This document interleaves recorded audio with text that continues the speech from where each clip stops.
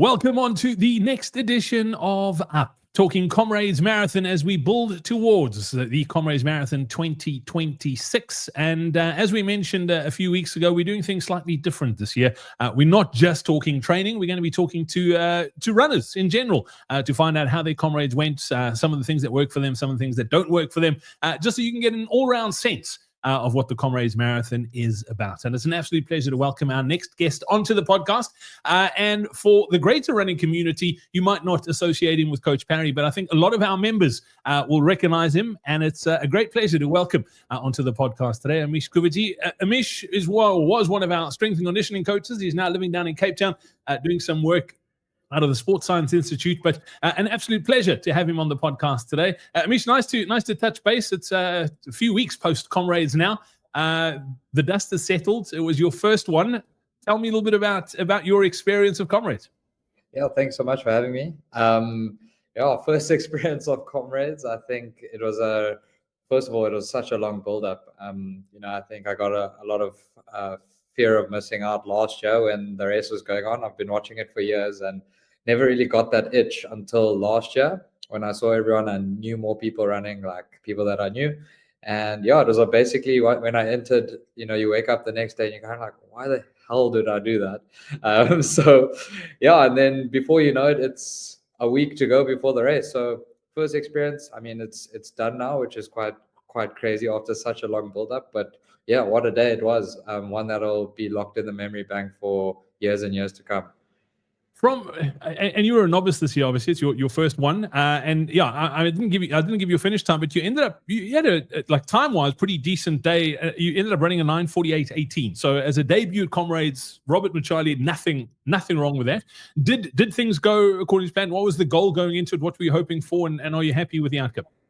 So yeah, going into it, I had 2 Oceans Ultra, of course. So that was one of my big races as well, and then of course Comrades. I didn't really have a goal time going into Comrades, and then as the weeks approached, people start talking times. What are you going for? And I think as much as finishing was one of the main goals and enjoying the day, I think having a time in the back of your head is also quite important. So I did have a goal of running a sub 9 hour. I think that was the initial goal, and just thinking about it in the greater scheme of things was just, if I could get that'll be a really awesome day. It didn't seem too far out of my depth, seeing as, Oceans, I went really, really, really well to a certain point. I mean, I ran I think it was a 4:35, I think it was at Oceans, 4:35, 4:38.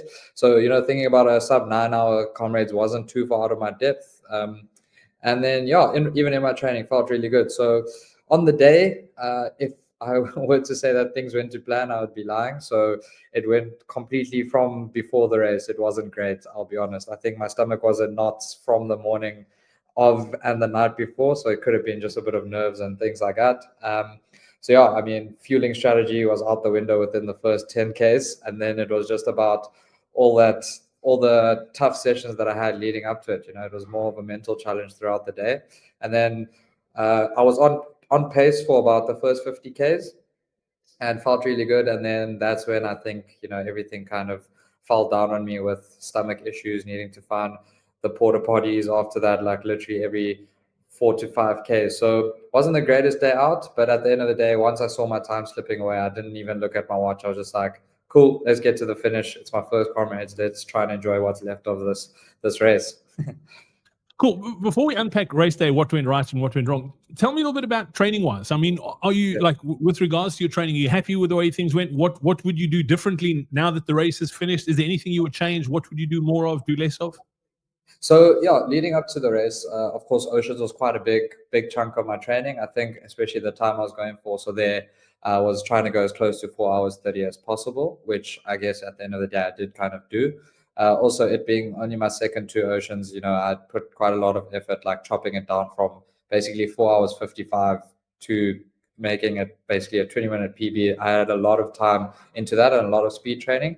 And then building into Comrades, it was just about time on the legs. At the end of the day, I got to remind myself that I am working a full-time job and running is not my career. So just also making sure that I had enough hours in the week to train and fueling correctly. And that for me was, as much as everyone's saying well done and like you got your first Comrades in the bag, there is a little part of me that's a little bit disappointed because I think I couldn't give it my best just because of things that happened on the day, which was a bit annoying. But at the end of the day, that's why you go back the next year or you go back to try it again. That always happens. And yeah, training wise went pretty well. I had quite a few good weeks of running. Very lucky to not have picked up any injuries and things like that. Didn't really do much. I did quite a lot of hill training, like within my long runs and things like that, which I think helped. And of course, picked up the strength training quite a bit, especially after Oceans. I feel that's where I maybe lacked. I did a lot of good running specific and speed specific stuff leading into Oceans, but then neglected the strength stuff a little bit.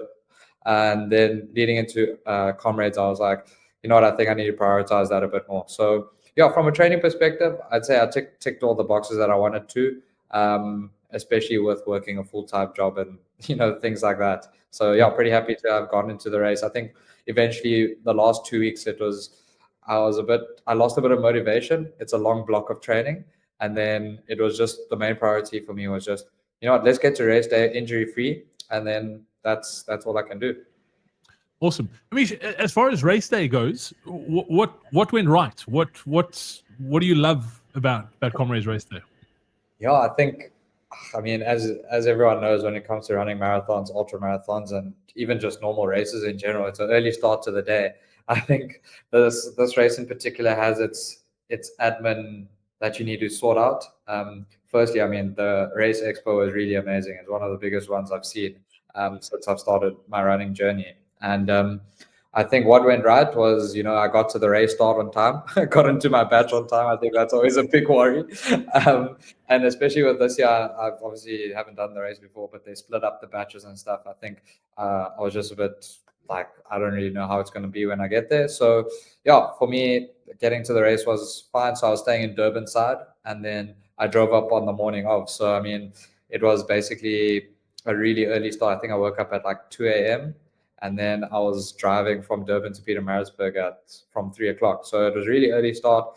So admin wise, we at least had a friend of ours that was able to drive us. So yeah, that all went correct. The excitement was there. The anthem was amazing. The race start was really good. And I would say the first 20 Ks, I don't think I looked at my watch once. I think it was just like, there's so many people.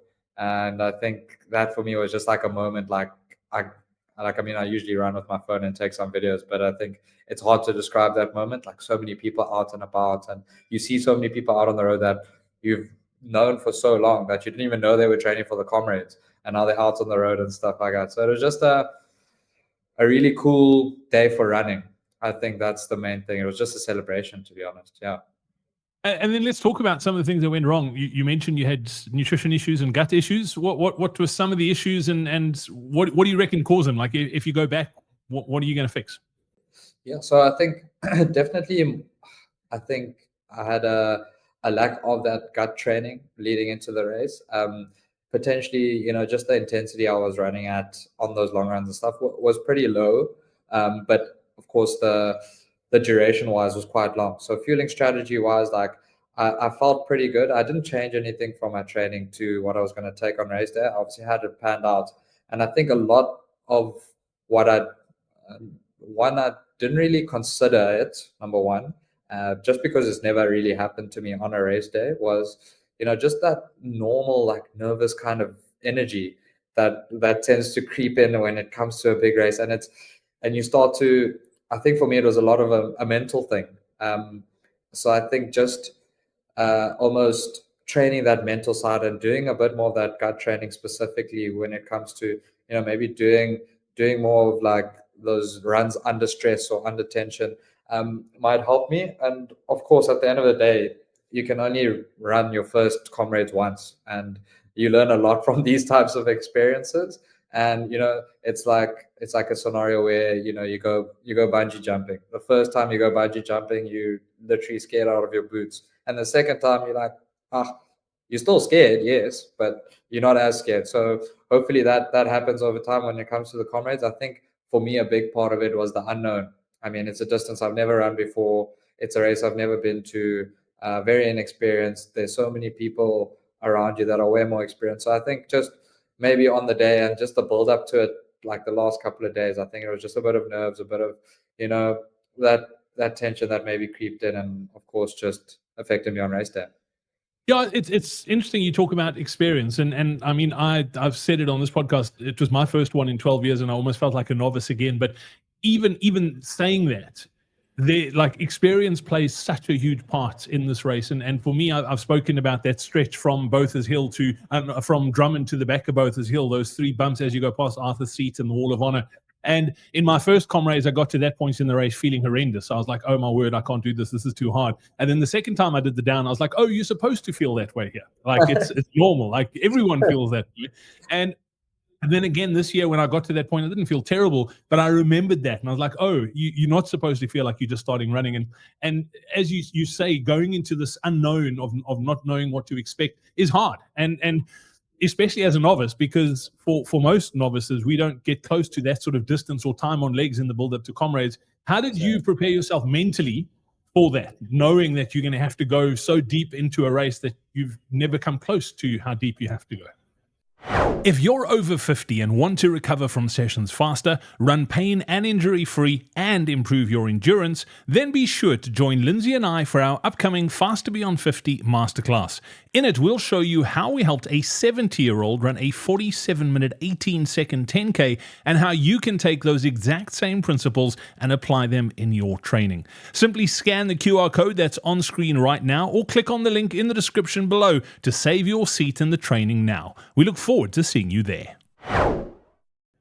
Yeah, I think for me it was a lot to do with the way that I trained.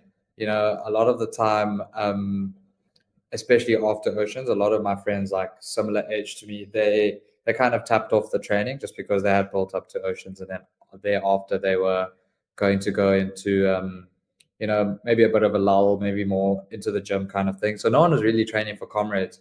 And I think for me, that was mentally tough when it comes to someone that, I mean, I love to run with other people. I love to, it's a big part of my running journey is running with other people. And I think for me, the mental side of it and things like that was like, I was really not motivated a lot of the times, especially for those big long runs.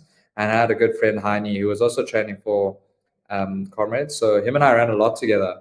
And a lot of the time, we spoke about how much we're hating it. To be fair, that was literally the main topic of conversation on our runs. And I think for me, the main thing that built a lot of character for me was the runs that I did by myself. I didn't try and make it harder than it already was. Like I still put my earphones in. I chose a route that I enjoyed and things like that. But I think for me, it was a lot of that was my alone time, and I knew that this is what's gonna. Yes, maybe it wasn't 70 Ks long or 90 Ks long that I was running, but that, let's say it was a 3-hour run or 4-hour run that I did by myself, mentally it's way longer if you get me, where you're hurting yourself, or where you in your own mind. And I think you basically with your own thoughts. And yeah, I think doing those runs kind of like under fatigue, and like when it's almost like a old saying, like you do things when no one else wants to. Unfortunately, I had to get these things done at the end of the day. Like it was, otherwise, the big motivation was what's going to happen on race day. Yeah, your friends aren't running with you, but they're not running 90 Ks in a couple of weeks' time. So you just got to remember, I think what motivated me was, those bigger goals. I think a big part of it was also like my friends and family noticed like that I'm putting in the work, like without like any questions. And sometimes it's not easy at all, but your friends messaging you like keep going, like it's going to be worth it in the end. You just got to fight through that little mental battle. But at the end of the session, or at the end of it, you just give yourself a pat on the back, like, okay, you'll thank yourself on race day. I think just remembering the bigger picture was a big part of this. Yeah. Mish, there's lots of info online about Comrades, particularly for novices, and what to expect and what not to do and what to do. Was there anything that surprised you? I mean, we talk about the routes and we talk about like logistics, but like now that you've done it and you're no longer a novice, what do you wish you knew before race day? What do I wish I knew? It's a good question. I wish I knew how great it was going to be. I think that's a big part of it. I think my advice, even just coming back and people asking me how it was, and things like that. I think for me is when, especially if you're doing your first one, I think the best thing I did and what made me enjoy it the most was, yes, like I said at the start, I did have like a race goal and things like that, like time wise, but I didn't have any pressure to achieve that. Like, yes, I was on pace and things like that. But then when I saw it wasn't going my way, it wasn't the end of the world. I mean, I could have easily stopped after. I'd been like, "Ugh, I'm not going to get my goal," and that's what tends to happen. But at the end of the day, I think it's just such a privilege to be out there and running. And you think about the journey that you've been on to get to the point where you're standing on the race line and being like, I'm ready to run 90 Ks right now. And it's not just, it hasn't just been you've been training for the last week to get ready for this week's run. So I think I wish I knew how good the journey was going to be. And if I could take that journey besides the race day itself and put it in like a time capsule, oh, that would be like one thing that I'll always remember. It's just like the people that I met on the road, and people that I've trained with leading into it, and the people that seconded me on my training runs. I mean, I had a friend that she drove around and met us at certain points to give us nutrition just because she knew like we're out there running, and we're doing like this thing that no one else is going to be doing. So I think for me, it's, yeah, if I had to like put it in a nutshell for someone who's maybe training for their first one, is like, take it all in. Like, the hard days, take it in. The good days, take it in. And of course, like, the race day is just something that you'll never forget. I think that first one is just something that you'll never forget. And at the end of the day, if there is one goal that you should set yourself for your first one, and that goal is literally just to have fun. I think that's the main thing. Yeah, and it's such a cliche. I mean, you Mm. said it like you only get to run your first Comrades once, and everyone will tell novices this. Like, that is the truth, and you do need to try and soak it up, because you only get that experience once. And I mean, Comrades is an incredible day. It's been a large part of my life. But for you, why Comrades? I mean, you're still a youngster. You way below the average age of the Comrades runner. I mean, you one of the people who are bringing it down, and we need more youngsters running the race. But why Comrades? I mean, what was the attraction? I think it basically came from my parents. I mean, they've run in their life, but they've never ever really been or not someone, but they've never been people that were able to ever run those kind of distances. But growing up, I was actually a cricketer, and I never was into my running the way I am now. And obviously, as you grow older, it kind of filters into your life, I guess. And well, it filtered into my life, and now it's like literally my whole personality.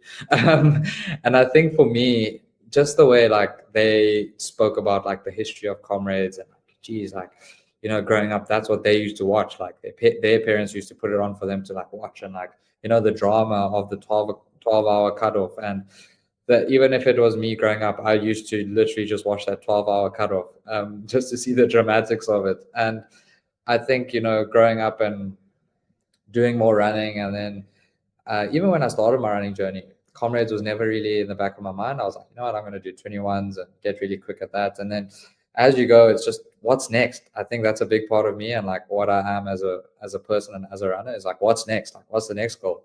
And to say the least, like, I think they've been a big motivating factor. Like, my mom loves the running, but she's never been able to, and she I don't think she has a goal of running the Comrades, but she's always wanted to, be able to do it. And I think, to be honest, this was like one of those things. It's like my parents and like the way I've grown up and now where I am, I have this opportunity, so why not? Why not do it? And I think also for me, I mean, my first two oceans was also kind of like, ah, I mean, I'm sure I can run 56 Ks by April, so let's give it a bash. So, and now that I've done it, it's just kind of what's next, and just that continuous challenging yourself has been a big part of my personality and my life. And I think it's just come from, I mean, why not the Comrades? I think it becomes a whole thing of, oh, you run. And then the next question is, oh, have you done the Comrades? And I think now it's become, I've actually done the Comrades now. So it's just one of those things where now it's like I can tick the box that I'm actually a real road runner. But I think a big part of it is definitely come from my parents. And I think the history associated with the race is just, it's literally the ultimate human race and something that it's an experience of a lifetime. Yeah. Yeah, I always say every South African should run it at least once, just to experience what South Africa could be, because it is just such a great sort of microcosm of South African community. It is phenomenal. You mentioned next. That was going to be my next question. What is next? Are you going back for the app, or is it a one and done box tick? It's time to move on. I think from a Comrades perspective, you kind of have to. I think that's literally been the talk. I think it was the day after when we were all having a beer together and talking about the race. Everyone was like, "Oh, was that your first Comrades?" And I think it was actually even at the after party. I mean, Khada Stain was there and we chatted a bit, like loose conversation. And she goes, "Oh, was it your first one?" I'm like, "Yeah, it was."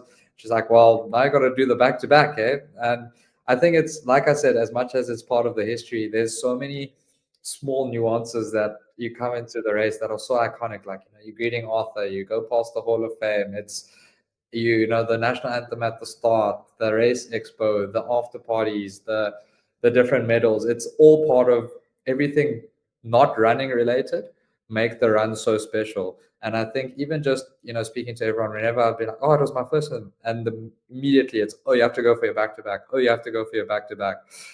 And I think for me, that's the only chance I have, to be fair, to go do it. So definitely have to go for my back to back. And then it's the 100th there. So I guess I have to be a hat trick hero and go for 3 in a row. Amish, once you go past two's halfway to 10, so you're on a very, very slippery slope here, my friend. You are sucking yourself into a long-term commitment here, whether you like it or not. That is for sure. Because also, like, let's be honest, Comrades is a cult. There's no two ways about it. And what's going to happen is I'm going to tell you what's going to happen to you. You're going to go and run up next year, and you're going to go under 9 hours. You're going to get yourself a Bull Rowan. And then the problem is you've got 2 mismatching medals. So you've got a Bull Rowan and a Robert Machali, which means you then have to go back and try and get a Bull Rowan on the down run. And that's just how it starts. And before you know it, you're sitting on 4-5, and it's like, "Oh, we might as well go for green." So yeah, it is a very slippery slope, Amish. I just thought I'd let you know. Thanks. We were the people your parents warned you about, just so you're Oh, I knew it. Yeah, it's been amazing catching up. I love sort of hearing how people's first Comrades was and some of the lessons they learned. And I look forward to following your progress over the next sort of 12 months and seeing how you go on the up. I appreciate that. Thank you so much for the chat. Excellent stuff. Take care, mate. Cheers. Bye.